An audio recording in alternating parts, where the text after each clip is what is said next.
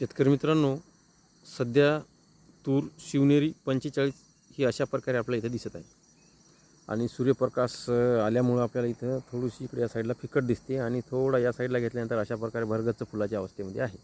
तर अशा प्रकारे आपली ही शिवनेरी 45 आहे। तर या वेळेला आपण काय करायचं, तर सर्वात महत्त्वाचं म्हणजे या वेळेला आपल्याला आता तुरीवर सध्या फवारणी जी आहे तर ती नेटिओ 10 ग्राम आणि इमामॅक्टिन 10 ग्राम अशा प्रकारे जर आपण फवारा दिला 15 लिटर पाण्यात टाकून, तर या सर्व भरगच्च फुलाची जी अवस्था आहे, या सर्व फुलांचं रूपांतर किंवा बारीक शेंगा कळी अवस्था असेल किंवा मोठी शेंग जरी असेल तरी ती गळ होणार नाही, फुलाचं रूपांतर लवकर शेंगेमध्ये होईल, शेंगेतला दाना जाड होईल।